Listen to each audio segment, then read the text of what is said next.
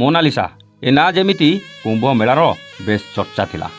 ସୁନ୍ଦରୀ ଚେହେରାକୁ ତାଙ୍କ ଆଖିର ଚାହାଣୀ ସମସ୍ତଙ୍କୁ ଯେମିତି ଆକର୍ଷିତ କରୁଥିଲା। ଆଉ ସେଇ ଭାଇରାଲ ଝିଅ ମୋନାଲିସା ମାଳି ବିକାଳିରୁ ସିଧା ସେଲିବ୍ରିଟି ବନିଯାଇଥିଲା। ହିନ୍ଦୁ ଝିଅ ମୋନାଲିସା କୁମ୍ଭ ମେଳାରେ ମାଳି ବିକି ଚର୍ଚ୍ଚାରେ ଥିବାବେଳେ ଆଜି ସେ ପୁଣି ଥରେ ଚର୍ଚ୍ଚାକୁ ଆସିଛନ୍ତି। ଆଉ ଏଥର ସେ ଚର୍ଚ୍ଚା ତାଙ୍କ ବାହାଘରକୁ ନେଇ। ସେ ପୁଣି ଏହି ମୁସଲମାନ ଯୁବକ ଫରହାନ ଖାଁକୁ ବିବାହ କରି।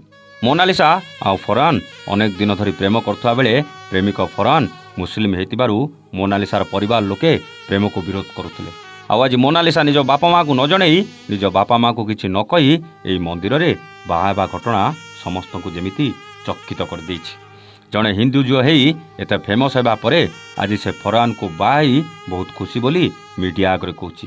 ଏଥିରେ କାହାର ସହମତି ଥାଉ କି ନଥାଉ ତାକୁ କିନ୍ତୁ କିଛି ଫରକ ପଡ଼େନି ବୋଲି ମୋନାଲିସା କହୁଥିବା ବେଳେ ମୋନାଲିସା ଏମିତି ଫରହାନକୁ ବାହା ହେବା ଯେମିତି ମୋନାଲିସାର ବାପା ମାଆଙ୍କ ମନକୁ ଦୁଃଖ ଦେଇଛି। ଖାଲି ସେତିକି ନୁହେଁ, ମୋନାଲିସା ଭାଇରାଲ ହେବା ପରେ ଅନେକ ତାଙ୍କର ଫ୍ୟାନ୍ ବନିସାରିଥିଲେ। ଆଉ ଆଜି ମୋନାଲିସା ଏମିତି ଅଚାନକ ବାହା ହେବା ଯେମିତି ସବୁ ଫ୍ୟାନ୍ମାନଙ୍କୁ ଆଶ୍ଚର୍ଯ୍ୟ କରିଦେଇଛି। ଏହି ଭିଡ଼ିଓ ହିଁ ବୟାନ କରୁଥିଲା ମୋନାଲିସା କେତେ ଖୁସି ଅଛି।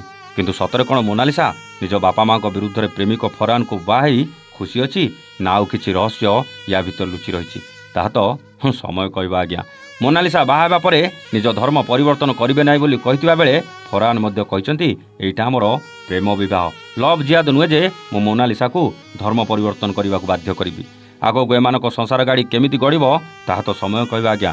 ହେଲେ ଏମିତି ଏକ ବିବାହ ମନ୍ଦିରରେ କେମିତି ହେଲା ବୋଲି ସମସ୍ତଙ୍କ ମନରେ ପ୍ରଶ୍ନ ଉଙ୍କି ମାରୁଛି। ଆପଣଙ୍କ ନଜରରେ ଏ ଘଟଣାକୁ ଆପଣ କେମିତି ଦେଖୁଛନ୍ତି? ଆପଣଙ୍କ ବିଚାର କ'ଣ କମେଣ୍ଟ କରି ନିଶ୍ଚିତ ଜଣାଇବେ। ରହୁଛୁ, ନମସ୍ତେ, ଜୟ ଜଗନ୍ନାଥ।